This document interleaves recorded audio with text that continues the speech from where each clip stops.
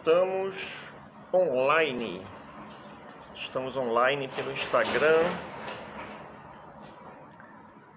Hoje, 10 de novembro de 2020, às 19h30, estamos inaugurando as lives hashtag Decorando com Feng Shui. E esta é a live número 1. Então, todas as terças-feiras, às 19h30, teremos a live Decorando com Feng Shui. Cada live com um tema específico. E o tema de hoje é um tema que gera debate, gera controvérsia, né? Gera equívocos, né? Que é o tema espelhos no Feng Shui. Boa noite, Renata, seja bem-vinda. Estamos iniciando a live. Então, o tema de hoje é espelhos no Feng Shui, inaugurando as lives Decorando com Feng Shui. E essa é a primeira. Fizemos nas 2 semanas anteriores, fizemos de segunda a sábado, né? Só um dia que falhou por conta da chuva, mas em 12 dias fizemos 11 lives, estão todas disponíveis lá no perfil. E agora inauguramos as lives semanais. E essa é a live número 1. Boa noite. O som tá bom, Renata? Tá ouvindo bem? Então agora estamos inaugurando as lives Decorando com o Feng Shui. Também vamos ter lives especiais às sextas ou aos sábados, mas quando tiver, não vai ser toda sexta nem todo sábado. Quando tiver, eu vou divulgar, tá? Então, só já para deixar marcado na agenda. Que bom, que bom. Esse microfone que eu estou usando, ele é muito bom. Então, para deixar marcado na agenda, tá? Neste sábado, 19h30, nós já vamos ter a primeira live especial também. As lives de sexta ou sábado vão trazer entrevistas, bate-papos com outros profissionais de Feng Shui, de arquitetura e de umas outras áreas bem interessantes. Tá? Vamos ver nosso tempo. Tá? Temos 3 minutinhos. Vou dar mais um minutinho e vamos falar na live de hoje sobre espelhos. Espelhos. Tá?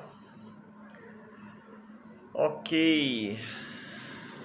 Dá mais um minutinho, ver se chega mais gente. Se não chegar, vamos começando. E as lives vão sendo assistidas depois. As pessoas estão assistindo depois as lives. Bacana, tá ficando muito legal. Se você já assistiu alguma, né?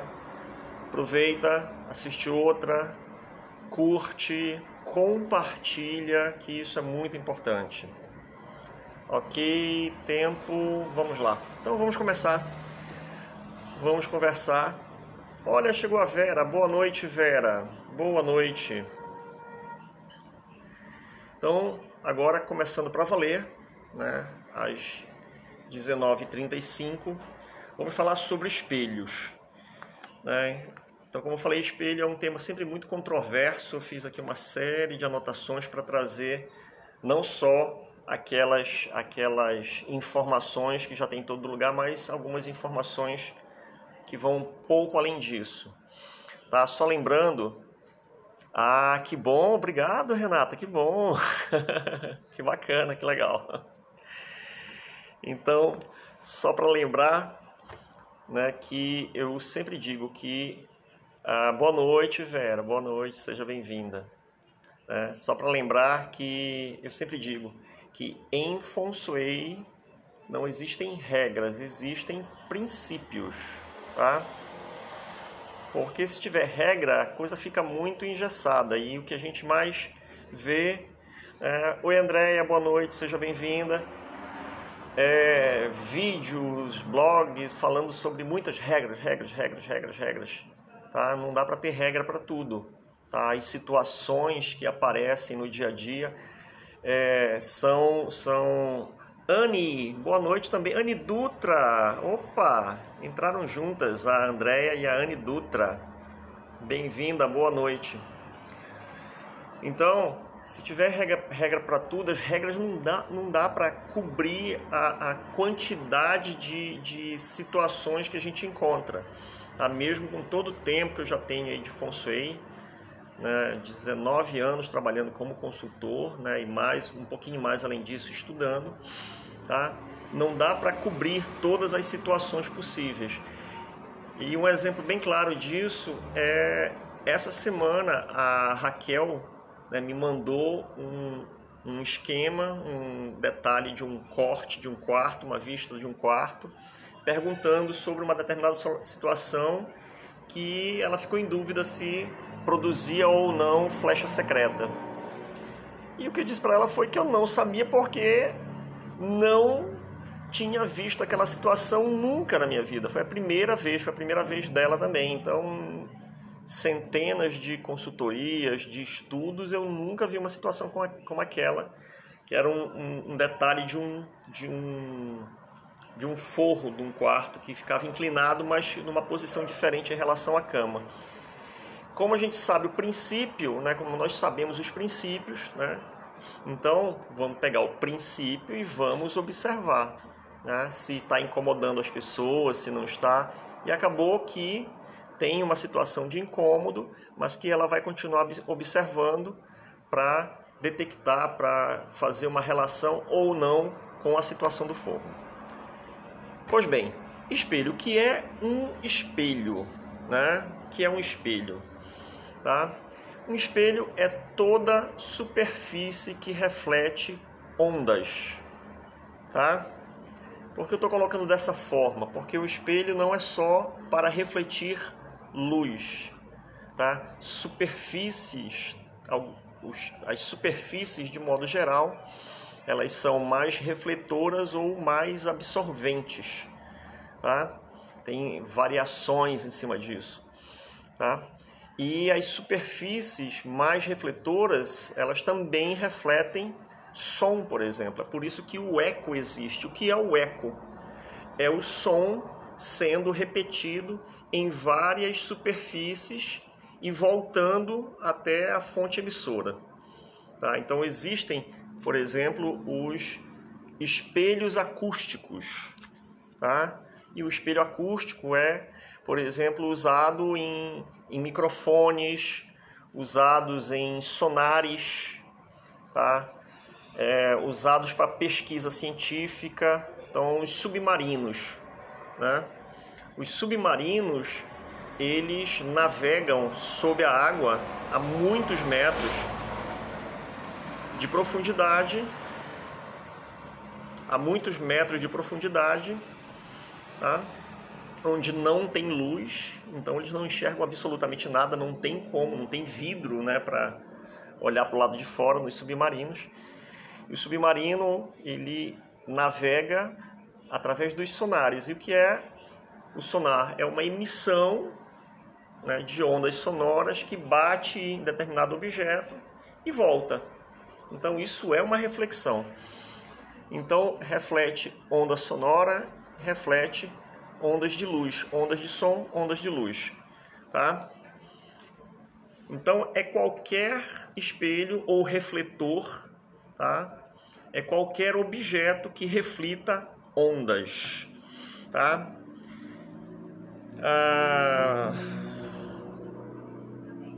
Em algumas línguas eles são usados como sinônimos. Aqui a gente não tem muito isso, tá? Aqui em português, aqui no Brasil. Tá? Então, refletor geralmente usado para luz, tá? Mas no sentido daquele tipo de iluminação que é feito de forma indireta, né? Então tem a fonte de luz, bate no anteparo, né?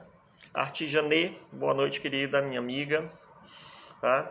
Então são os refletores, tá?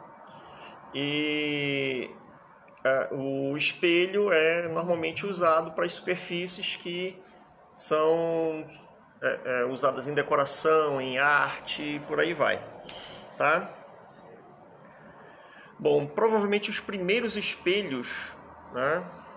O mini holandês, boa noite, seja bem-vindo ou bem-vinda, né? Não sei se é um homem ou se é mulher, né? Os primeiros espelhos provavelmente foram, né, que os humanoides, os seres humanos usaram, provavelmente foram as superfícies de lagos, as superfícies de lagoas, espelhos de água, né? Boa noite, miga. Algumas informações históricas bem interessantes, né, que eu coloquei aqui, vou lendo aqui.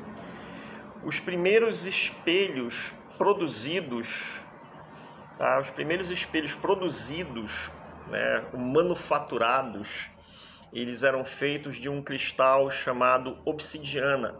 Desculpa, um cristal não é um cristal, é um vidro vulcânico. Hoje, basicamente, o que é o espelho é a sílica, né, que é aquecida e depois moldada em lâminas, né, e depois aplica uma camada de prata, né? Então, agora só que nos vulcões, né, por conta do calor, produz esse tipo de Viviane, seja bem-vinda, esse tipo de vidro é chamado de vidro vulcânico, né, que chama obsidiana, e os humanoides pegavam aquelas pedras e poliam, né, e usavam como espelho, como refletor. Tem registros desse tipo de espelhos na região que hoje é a Turquia, datando de 6.000 anos antes de Cristo. Tá? 6.000 anos antes de Cristo. Depois tem registro dos espelhos de metal, de cobre polido, tá? E tem registro disso na Mesopotâmia, tá? Por volta do ano 4.000 a.C. e no Antigo Egito por volta do ano 3.000 a.C. Tá? E na América do Sul, né, nas Américas, mas em específico na América Central e América do Sul, tem registros de espelhos, de objetos refletores feitos em pedra polida, tá? Datados de cerca de 2.000 anos antes de Cristo. Tá? Então vejam como é antiga a história dos espelhos. Tá? E as aplicações vão desde o cuidado pessoal, que é o básico, né? A gente conhece os espelhinhos, né? As mulheres adoram os espelhinhos, muitos homens também adoram agora, né? E vai para arquitetura, para arte, para aplicações militares, né? Para pesquisa científica, né? Muitos telescópios. Aliás, muitos telescópios não, os grandes telescópios, eles têm espelhos, né? Eles são compostos de vários espelhos. A referência aos espelhos também é muito importante na literatura, né? Quem não lembra do famoso Espelho, Espelho Meu, né? Existe alguma mulher mais bela do que eu, lá da Branca de Neve. Tem o livro da Alice através dos espelhos. No Harry Potter tem vários objetos mágicos do Harry Potter em espelhos. E chegando na China, tá? Porque a gente está falando de Feng Shui, então vamos chegar na China, né? Chegando na China, tem um registro histórico, inclusive, tá? Do uso de espelhos, né? Inclusive isso indicado no caractere que representa espelho, como se fosse um objeto que, além de refletir a pessoa, né, para um uso como cuidado pessoal, tá? uma referência, também era usado como uma referência para obter um conhecimento através de uma experiência do passado, né? Então o espelho, como tem essa reflexão, né? Então quando eu olho, né, eu estou vendo o que está atrás de mim, né? Se eu estou de frente para um espelho, eu estou vendo o que está atrás de mim, tá? Então o espelho permitiria, né, essa metáfora da pessoa observar o passado e adquirir experiência através disso, tá? Agora vamos ver também na China. Como é que está nosso tempo? 15 minutos, estamos indo bem, beleza? Né? Opa, lá vai eu de novo, mexendo aqui. Bom, na China, tá? Agora detalhe, tá? Um detalhe importante, tá? Na China, quando se fala em espelhos, né, se está falando principalmente dos espelhos de metal polido, tá? Os espelhos de metal polido e em forma circular, um círculo, né? Porque eu já falei em outras lives de como é feita a representação, né, daquela trindade cósmica, que é o céu, o homem e a terra. A terra é representada por um plano, né, por um quadrado, né, representa o ambiente, o céu representado por uma cúpula, né, porque é assim que a gente olha para o céu e vê como uma cúpula, né, algo que é arredondado, tá? Então esses espelhos em bronze polido, eles tinham essa representação também, né? Eles eram feitos de forma bem perfeita, um círculo perfeito, para representar essa abóbada celeste, para representar o tempo, né? A perfeição do tempo, tá? E aí temos na dinastia Han, dinastia Han é 206 a.C. até 220 depois de Cristo. Então tem registros de espelho em bronze polido e redondos.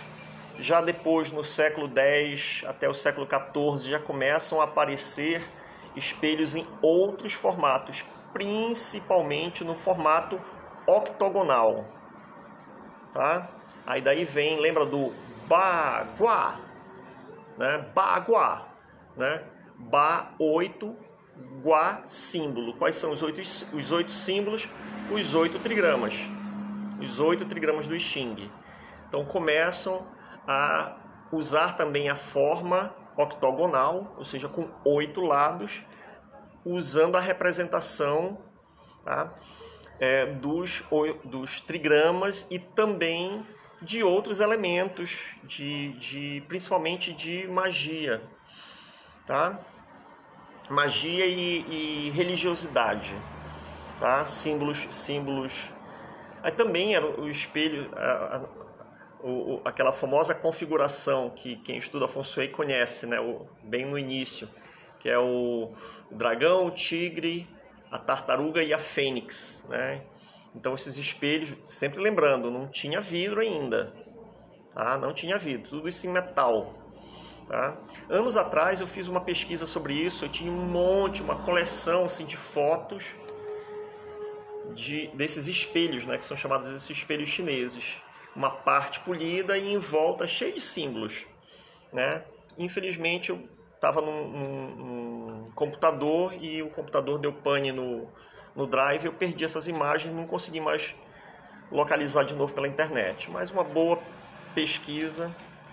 Então, essas formas octogonais, também outras formas ovalares, mas pouco comuns, começam a aparecer por volta do século X e o século XIV. Aí já na dinastia Qin, né, que vai de 1616 até 1911, tá, é que começam os espelhos metálicos, eles começam a ser substituídos pelos espelhos de vidro. Então, o vidro, segundo registros, vai aparecer na China, tá, a partir de 1616, já no período Qin, tá? E também com a mesma configuração, tá? Aí aquela parte polida do centro substituída por um espelho de vidro, ok? Então, além da função básica, né, a pessoa olhar para si mesmo, eles tinham outras funções de cunho religioso e de cunho mágico. Aí vem a questão, tá? Como os chineses eles não tinham ideia, né, não tinha o estudo da física para entender o fenômeno do reflexo da luz, tá? Aliás, nem se tinha definição de luz, né, como a gente conhece hoje. Então as pessoas faziam associações dos espelhos com forças sobrenaturais ou com coisas sobrenaturais, tá? Então por isso que eles vinham com vários símbolos, né, e eram usados como amuletos ou talismãs, tá? E aí eles eram atribuída a capacidade de dispersar as influências negativas, né? Tá vendo de onde vem a história, né? E proteger a casa, proteger os moradores de coisas, de influências ruins, proteger dos criminosos, proteger da má sorte. Mas veja só, eu falei em talismãs, tá? E amuletos, né? Tem uma diferença aí, tá? O que é o amuleto, tá? Hoje a gente conhece o famoso espelhinho Baguá, né? Que a gente compra em loja, né, na 25 de março, né, ali no bairro da Liberdade, é muito comum encontrar, né? Que é justamente uma peça octogonal de madeira, de plástico, de resina, com os trigramas e um espelho no meio, tá? Então isso que já vem pronto é o que nós chamamos de amuletos, de objetos de sorte, tá? Que é na mesma categoria daquele sapo de 3 pernas, né, de origem chinesa também, que tem a moedinha na boca. É da mesma categoria da figa, né, que é muito comum. É da mesma categoria da fitinha aqui no Pará, da fitinha de Nossa Senhora de Nazaré. Lá na Bahia, da fitinha de Nosso Senhor do Bonfim. Isso são chamados amuletos, tá? Ou objetos de sorte. O talismã, ele na China, ele é um objeto produzido com um objetivo específico, tá? Então existem manuais, né, com símbolos, e dependendo, tem uma receita para isso, é como uma receita de bolo. Isso é feito pelos xamãs, pelos feiticeiros, né, pelos benzedores, né, que aqui para nós são os benzedores. Quem já foi numa benzedora, num benzedor, né, ele pega lá umas plantas, ele que sabe a quantidade de planta e mistura aquilo e soca e faz um unguento ou faz um chá e dá para a pessoa passar no corpo ou tomar. Então a mesma coisa, a pessoa, né, preparada para isso lá na China, ele pega os talismãs. Eu quero ter boa sorte para passar no concurso imperial, né? No concurso imperial. Então vai lá no feiticeiro, no mago, seja lá o que for, ele vai pegar os símbolos e ele vai produzir um talismã. Então o talismã ele é produzido, ele é feito pessoa a pessoa, é uma coisa muito específica, tá? Para deixar isso claro. Até uma vez, uns 3 anos atrás, eu dei um cursinho aqui com um grupo de amigos de talismãs chineses, né? Quem sabe isso volta. Pois bem, então essa é a diferença. Então, veja só, aí é que vem a questão de colocar um espelho na porta, né? Que aí é muito comum aqui, a famosa regra, né? Não bota o espelho na porta para refletir as más influências, né? Aí então, o espelho é programado, se for uma influência boa, ele deixa passar, se for uma influência ruim, ele reflete. Não tem como. Então é daí que a gente vem que vai entender que esse uso ele é baseado em um equívoco, né? A não ser que eu que eu compre mesmo o baguá e ponha na porta da minha casa. Aí é um amuleto, tá? Mas eu posso também usar um objeto da minha cultura ou da minha religião, não tem problema nenhum, né? Aqui, por exemplo, na minha porta eu ganhei de uma amiga, da minha professora de yoga, amiga professora de yoga, há uns 2 anos. Ela trouxe Lá vem o barulho.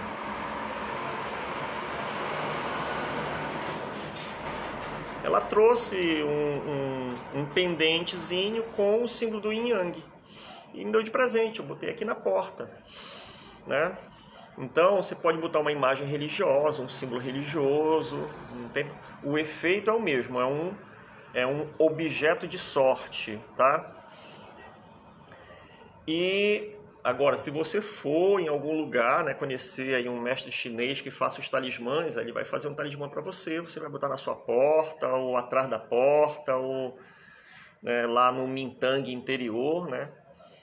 Mas veja, simplesmente colocar um espelho, né?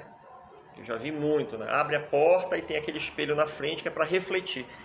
Esse uso ele é equivocado.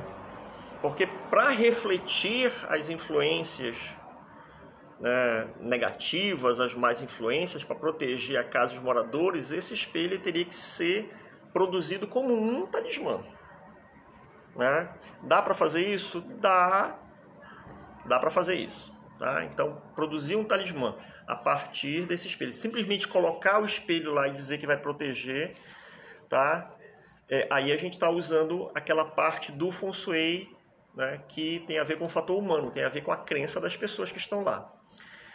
Minha colega, minha parceira, minha amiga Ana Cristina Yudice, boa noite, querida. Ok? Então, essa questão, ela é usada hoje como uma regra, né, como uma regra, tá? E é baseada num equívoco, tá? Num equívoco de interpretação. Beleza? Pois bem, vamos ver como é que está o tempo aqui. O tempo está bom? Beleza, estamos no tempo. Acho que vai dar de fazer umas perguntas. Então, quem tiver pergunta, né, sobre espelhos, prepara aí, tá? Se der tempo, a gente faz uns minutinhos de perguntas. Se não der tempo, tá? Manda pelo direct que eu respondo num outro momento, tá? E essa é a live número 1, né? Essa é a live Decorando com Feng Shui número 1, tá? Todas as terças-feiras aqui com um tema específico.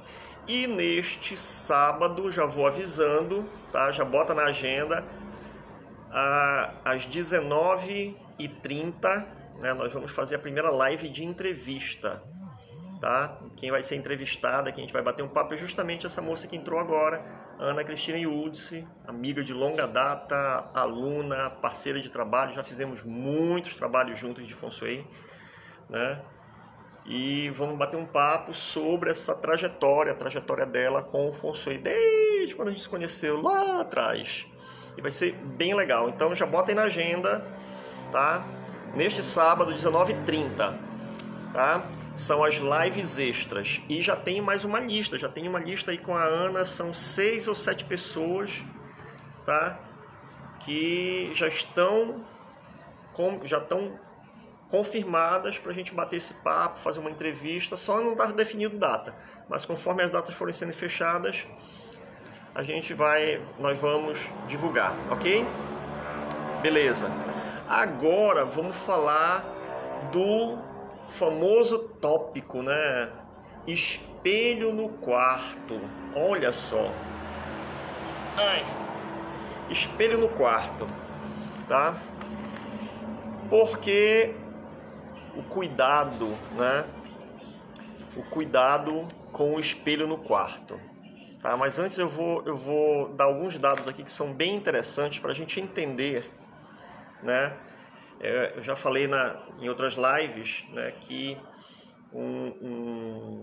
os pontos principais de uma análise de Feng Shui residencial, tá, porta, principal com Min Tang exterior e Min Tang interior, tá? Aí em seguida o quarto, em seguida a cozinha. Então porta, Min Tang, quarto, cozinha, tá? Então vai fazer uma análise de Feng Shui, usa esse roteiro, tá? Isso é o principal, tá?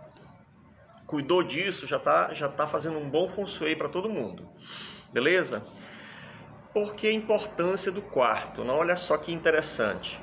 Tem uma pesquisa que foi publicada em 2016, uma pesquisa feita nos Estados Unidos, que mostram que 75% dos americanos, tá, eles não dormem o tempo necessário. 75%, ou seja, estão dormindo menos que o tempo necessário. Tá? E qual é o tempo necessário? Pelo menos 6 horas de sono. Pelo menos 6 horas. Beleza? Bom, um estudo da Organização Mundial de Saúde, publicado em 2018, tá? Diz que distúrbios do sono, tá? Distúrbios do sono atingem 40% dos brasileiros e 45% da população mundial, tá? 45. Quais são os distúrbios do sono, tá? Principalmente aqui no Brasil é a insônia e a apneia, né? Então a apneia é aquela travada na respiração, tá? E isso só reforça a importância do Feng Shui para o quarto, né? Porque lembra que também já falei anteriormente, tá? Já falei anteriormente que o sono não, já está anotado, vou falar isso já, né? Que o sono, ele é um dos componentes, né, para uma boa saúde mental, tá? Uma boa saúde mental. Então, dormir na quantidade certa, pelo menos 6 horas, e dormir, mas não é só dormir, é dormir bem. Porque durante o sono tem aquele processo de limpeza, de consolidação de memória, parará. Então, tá vendo? Aqui é Feng Shui tradicional e neurociência, né? Para o bem-estar das casas e das pessoas, né? Então, e agora, né, como a Ana acabou de anotar aqui, 2020, né? Realmente mexeu, sacudiu. 2020 pegou assim o planeta Terra e fez assim, né? Deixou todo mundo. Então quem não tinha, né? Quem não tinha nada, acabou tendo um pouquinho. Tem gente que está tendo um pouquinho, não tinha nada, tem um pouquinho. Quem tinha um pouquinho aumentou, quem tinha muito piorou, tá? Então é muito importante dormir, né? Muito importante. Os mestres lá de antigamente, os sábios, não só da China, mas de várias culturas falam isso, né?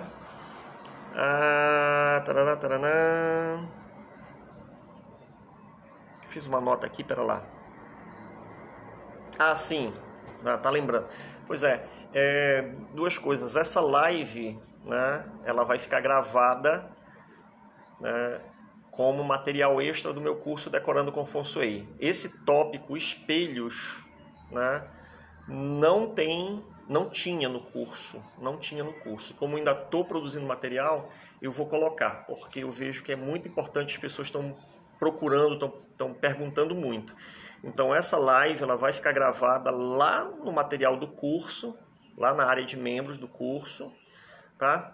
E também eu vou produzir um material em texto. Todas essas informações aqui vai para um texto, para um livrinho que vai fazer parte, vai ser um material extra. Ele não fazia parte do curso, mas vai fazer a partir de agora, como material extra. Perfeito? Beleza. Vamos em frente.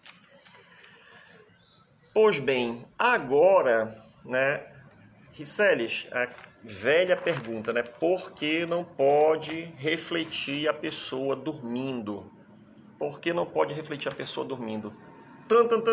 agora eu vou falar. Porque lá atrás me perguntavam isso, né? E algumas vezes eu respondi, mas eu não ficava satisfeito com a resposta, né? Então, qual era a resposta básica para isso? Tá? Era que você podia acordar, né? Acordar de repente e ver o reflexo e imaginar que era alguém dentro do quarto. Tá? Isso era uma explicação muito comum. Essa era a que eu dava. Eu até achava coerente e tem coerência mesmo, que eu vou falar daqui a pouquinho. Tá? Eu vou falar daqui a pouquinho, mas demorei um tempão para encontrar isso. Né? Uma outra explicação que era muito comum, agora mais esotérica, mais tem a ver com crença, com linhas de pensamento, era que durante o sono o corpo etéreo se desgruda, né? O corpo etéreo sai para passear, para viajar, né? E na volta ou na saída, né? No sair nesse deslocamento, ao sair ou ao voltar para o corpo físico, ele se assustaria ao ver o reflexo o corpo etéreo se veria, né? O meu corpo etéreo se veria no espelho e ia se assustar, e isso ia causar um sono sobressaltado. Pois bem, chegamos à era da neurociência. Vamos lá, agora vamos botar isso na vera. Olha que coisa interessante. Então, eu usava a primeira explicação, né? E tem até uma lógica nisso que eu vou falar daqui a pouco, mas eu não tinha a referência, tá? Essa do corpo etéreo eu não usava muito, porque também depende muito da crença da pessoa, né? Tem gente que não acredita nisso, então não adianta explicar assim, né? Mas olha só, em junho de 2015 foi publicado um artigo científico, tá? Eu vou botar lá no material do meu curso, vou botar o link desse artigo, mas quem quiser procurar, o nome desse artigo chama Eyes Motion Detection Sensor Identified, que seria como sensores de detecção de movimentos nos olhos, ou melhor, identificados sensores de detecção de movimento nos olhos, né? Uma tradução aqui em cima da hora. Então, o que foi que eles descobriram? Em ratos, eles foram estudar ratos e descobriram que tem um circuito neural, ou seja, um circuito com neurônios, né? Uma rede neuronal, né? Uma rede neural atrás da retina, que transporta os sinais que permitem que o olho detecte movimento. Então, é por isso que se a gente estiver quieto no lugar e alguma coisa se movimentar, o nosso olho vai direto para lá. Nem que eu não vire a cabeça, mas o olho vai.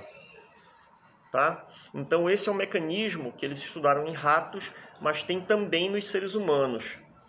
Tá? E tem um tipo de glândula, tá? A nossa retina, desculpa, um tipo de glândula não, tem um outro nominho, não é glândula não, desculpa gente. Eu até ia anotar aqui, mas é um tipo de sensor, tá? No olho, na retina, que consegue perceber a luz mesmo que nós estejamos de olhos fechados, tá? Consegue perceber o movimento mesmo que nós estejamos de olhos fechados, tá? Então, o nosso cérebro, né? Já falei isso, reforçando, o nosso cérebro vem ao longo da evolução, tá? Essa live hoje é uma aula, né? Tá sendo uma aula. Bacana. Então, nosso cérebro vem ao longo da evolução sendo aprimorado cada vez mais para uma coisa muito importante, para nos manter vivos, ou seja, para nos proteger dos perigos. E foi desenvolvido esse mecanismo, né? Esse sistema, tá? Então, mesmo com os olhos fechados, tá? Esses sensores no olho e esse sistema neuronal de transmissão de sinais, né? Pode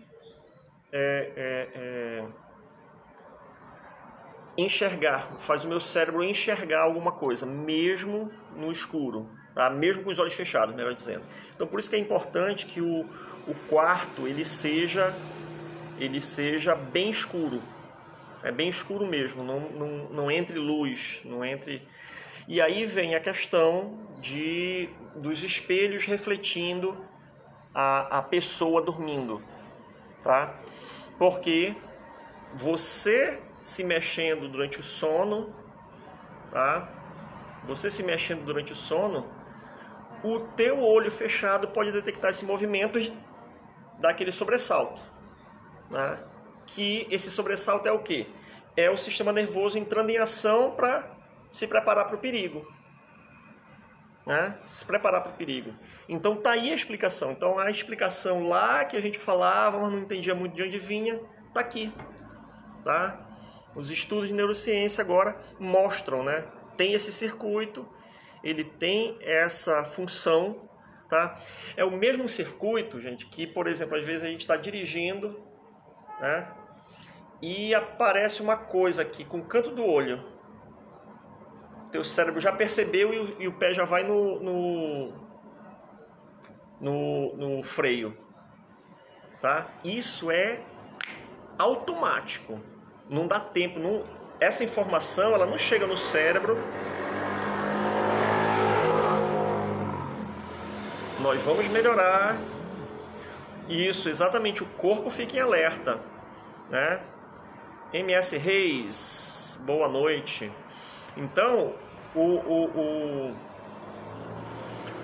essa informação chega no cérebro. Lembra que eu falei, né, que o cérebro, a maioria das informações são processadas pelo nosso cérebro no nível do subconsciente, tá?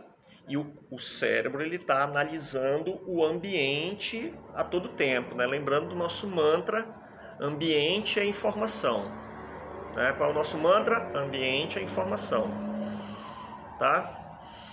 E não dá para essa informação, né, vir aqui pro córtex, né, para a parte consciente, eu pensar, opa, está passando alguma coisa na frente desse carro, melhor eu apertar o freio. Já passei por cima, não sabia nem o que era. Então essa informação... Boa noite conterrâneo. Então essa informação chega no cérebro, aciona as amígdalas, e as amígdalas já manda o sinal lá aciona todo o corpo e já manda o sinal pro pé apertar o freio, né? Tá? É esse mesmo mecanismo da retina. Quando a gente está à noite com os olhos fechados, tá? Consegue perceber esse movimento também. Ok? Deixa eu ver o tempo, como é que está o tempo, bacana. Temos ainda 17 minutos. Então, esse é um dos motivos para não ter, né, espelhos, principalmente espelhos grandes, refletindo a pessoa dormindo, tá? Não quer dizer que não é para ter espelho no quarto, tá? O espelho não deve refletir a pessoa. Por exemplo, aqui no meu quarto, eu já falei, eu tenho espelho numa parede anexa do lado da cama, então eu estou deitado na cama, não estou vendo o espelho. E tem espelho na porta do armário, refletindo a cama. O que é que a gente faz à noite? Abre a porta do armário. Pronto, o espelho não reflete mais. Tá? E como eu tenho sono muito leve, né? Às vezes vem aqueles zumbinhos, eu já acordo, né? Então, nesse acordar, eu posso ver meu reflexo lá e achar que tem alguém dentro do quarto. Então já fica... Aí que não dorme mesmo depois, tá? Então esse é um dos motivos, tá? Vamos em frente. E essa capacidade, ela é importante, né? Foi importante para os nossos antepassados para detectar os predadores, e é importante hoje para a gente, para detectar esses perigos que podem acontecer no dia a dia, né? No caso de uma pessoa atravessando a frente do carro, eu andando de bicicleta e de repente eu não percebi, estou olhando para o lado e aparece um buraco na frente. Aparece um buraco, né? O buraco está lá. Tem um outro fenômeno também, estado, né, que chama embriaguez do sono. embriaguez do sono. Embriaguez do sono, eu acho que todo mundo já passou por isso. É aquele dia que tu tá acordando e parece que não tá, e aí tu não sabe muito bem onde é que tá meio estranho. E aí quando eu tava fazendo esse roteiro, eu me lembrei, anos atrás, a primeira vez que eu fui pro Tocantins. Eu fui pro Tocantins, mas minha esposa e meu filho ficaram em Belém, a gente morava em Belém. E um dia, acho que foi na Semana Santa, foi Semana Santa de daqui a pouco eu lembro o ano. 1997. Semana Santa de 1997. Eu vim com uma amiga de carro, de Palmas, dirigindo. Foi um dia de viagem, porque eu não corria. Então, eu cheguei em Belém, saímos de Palmas de manhã. Não foi 24 horas de viagem, não. Acho que foi umas 18 horas. Já fui chegar em Belém à noite já, né? E aí cheguei em casa, aquele negócio de chegar em casa e etc. E tá, aí meu filho foi dormir. Eu dormi e foi muito interessante, né? Dormi assim, deitei e ploft, né? E no meio da noite eu acordei e abri os olhos e tomei um susto, eu não estava reconhecendo onde eu estava. Foi muito estranho. Eu não estava reconhecendo onde eu estava. Ou seja, isso se deve justamente a esse fenômeno chamado embriaguez do sono. A pessoa, ela vai voltando do sono como se estivesse voltando, né, de uma noitada regada a muitos vinhos e queijos, tá? É chamado de embriaguez do sono, isso. Então a gente vai acordando e vai com aquele... Então, nesse momento, né, abrir os olhos e tomar consciência, porque o cérebro ele não acorda todo de uma vez, ele vai acordando por partes, tá? Ele depois de uma noite de sono, ele não faz plim, né? Não é como a luz, ele vai acordando, cada parte do cérebro vai acordando num momento diferente. Então é isso que causa a embriaguez do sono, tá? Uma outra coisa também, então esses são dois motivos muito importantes para não ter espelhos grandes, né, espelhos refletindo a pessoa que dorme. Tem algumas coisas relacionadas com o espelho que são muito interessantes também, né? A maioria dos espelhos são o que a gente chama de espelhos imperfeitos. É porque o espelho é uma lâmina de vidro. O vidro, ele não é sólido, o vidro é um líquido, tá? Vidro é um líquido, só que a densidade dele é muito alta, né? Então tem registros naquelas catedrais antigas, né, que ao longo de centenas e centenas de anos o vidro escorreu, aí você olha para a pintura e tem uma deformação naquele vitral, porque ele escorreu, a parte de cima está mais fina, a parte de baixo está mais grossa, mas isso é milionésimos de centímetro, tá? Então são espelhos imperfeitos, tá? Espelhos perfeitos, eles são produzidos para usos de alta tecnologia. Por exemplo, os telescópios que estão no espaço, né? Eles são feitos com espelho quase 100% perfeitos. Tá? Então, os nossos do dia a dia são chamados espelhos imperfeitos. E espelhos imperfeitos, sob determinadas condições, ele consegue gerar um efeito que produz uma percepção da cor verde. Tá? E qual a importância da cor verde? O olho humano ele percebe mais tons de verde do que de outras cores, porque isso era importante, tá, para os nossos antepassados, tá? Estar no meio da floresta e rapidamente identificar os tons de verde da vegetação, tá? E aí isso pode causar um desconforto também, pode causar uma ilusão de ótica, e isso pode assustar a pessoa. E um outro detalhe, que esse é o mais macabro, né? Todo mundo já fez essa experiência, né? Que é ficar na frente do espelho, né, sem piscar. né? E depois de um tempo vão formando umas imagens, um negócio meio, sei lá, demoníaco, mas pode ser angelical também, depende da pessoa, né? E por que isso acontece? Isso acontece simplesmente por um fenômeno chamado cansaço visual. Tá? Isso vai acontecer se você estiver olhando para uma paisagem. Se você ficar olhando para uma paisagem muito tempo sem piscar, vai acontecer o mesmo fenômeno. Agora, se você está olhando no espelho, você vai ver a sua imagem. Então, essas percepções, né, no cérebro, elas podem causar, né, um desconforto caso a pessoa acorde durante a noite e veja o reflexo. Agora, né, estamos no tempo, ainda temos 10 minutos, deixa eu fechar aqui. Agora, coisas interessantes, né, que eu já bati um papo com outros profissionais, eles percebem isso também. Tem pessoas que conhecem o Feng Shui, conhecem essa regra, né? Então, só vou falar regra aqui entre aspas, né? Conhecem o Feng Shui, já sabem dessa questão dessa regra, mas ter um espelho dentro do quarto não incomoda, tá? Não incomoda. Por outro lado, tem pessoas que não conhecem Feng Shui e o espelho dentro do quarto incomoda. Por exemplo, eu me lembrei que a minha tia, na casa da minha avó, na primeira casa da minha avó, tinha o que seria o quarto da minha avó, né?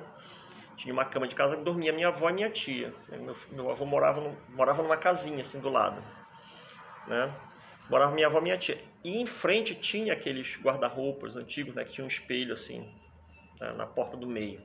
E eu me lembro que a minha tia cobria todas as noites. A minha tia cobria o espelho todas as noites, né? Então tem pessoas que não conhecem Feng Shui e se incomodam com isso, tem pessoas que conhecem. Então não tome isso como regra, tá? Tome como princípio, você já sabe o porquê do que pode acontecer, tá? Então é mais fácil, tá? Então é mais fácil que aconteça do que não acontecer, tá? Mas aí você já sabe o porquê, tá? Então, ter um espelho, né, ele é um elemento, né, da análise de Feng Shui. Então, não use, tá, o espelho como justificativa para dizer que o quarto tem bom Feng Shui ou mau Feng Shui. Não use o espelho como justificativa para dizer que a casa tem bom Feng Shui. O espelho é um elemento entre outros, tem que ver como a pessoa está percebendo aquilo. De modo geral, né, lembra que nosso cérebro quer nos proteger. Isso é para todo mundo. Agora, tem exceções? Tem exceções. Tem pessoa que tá, né, imagina um soldado que foi para a guerra, estava tiro zumbindo, ele dorme lá. Então, o perigo, tudo depende das vivências passadas e presentes do indivíduo com as coisas. Exatamente, André, exatamente. Tá? Então, depende de como o cérebro daquela pessoa está interpretando aquilo. Então, de modo geral, o que vai acontecer, o que é normal acontecer, tá? É o cérebro ficar alerta para nos proteger, tá? Então, isso é o normal, tá?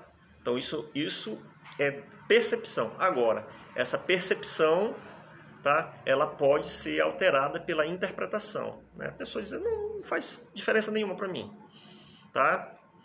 Se a pessoa se sente desconfortável, então esse é um elemento que você presta atenção quando for fazer uma análise de Feng Shui, tá bom? Ok, vamos ver aqui, 7 minutos. Eu tenho mais 2 itens, eu acho que não vai ter pergunta hoje, tá? Mas se alguém quiser colocar alguma, vamos ver se dá tempo. Eu queria falar de 2 itens que inclusive eu já falei anteriormente em outras lives, mas eu vou aproveitar para falar, já que o tópico é espelho. A regra, né, de colocar um espelho atrás do fogão para duplicar o número de bocas do fogão e aumentar a prosperidade da família, tá? Então já falamos sobre isso, tá? Isso só faz sentido se naquela família a percepção de que a alimentação está muito ligada à prosperidade, né? E se as pessoas usam realmente aquele fogão, tá? Então, se as pessoas usam aquele fogão, então... Agora também, eu nunca vi, né? Eu nunca vi. né? Só vi em fotos.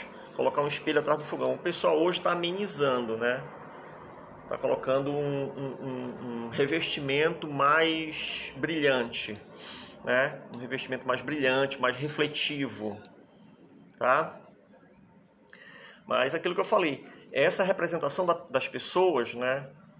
Então talvez valha a pena implementar isso, mas não coloque como regra, tá? E o mesmo vale, né, para espelho na sala de jantar. Ah, espelho na sala de jantar multiplica a alegria, multiplica a prosperidade, multiplica a família. Se a família usar a mesa de jantar. Porque se for para a mesa de jantar, para a sala de jantar, né? Se aquela sala de jantar que é só para a visita olhar, nem a visita chega perto, nem a família, nem a visita, né? E aí tem um espelho lá, aquele espelho só vai refletir o vazio, né? Vai ampliar um ambiente vazio, vai aumentar o vazio daquela casa, né? Então tem que ver cada uso, né? Tem que ver cada uso. É bacana, por exemplo, aqui na minha casa seria legal, né? Bem nessa parede aqui é uma sala pequena, né? Tem aqui a mesa, né? E às vezes vem uns amigos aqui, a gente come uma pizza, né? Toma um vinho, come um negocinho aqui, bate papo.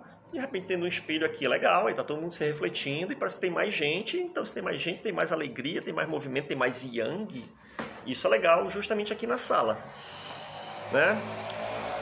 Agora, se for uma sala de enfeite só, né? Eu acho que até a Ana fez um trabalho assim outro dia, que até eu dei uma participada também, que era uma casa em que a família tinha sala de jantar e não podia mexer de jeito nenhum, porque tinha que ficar muito bonitinha a sala de jantar.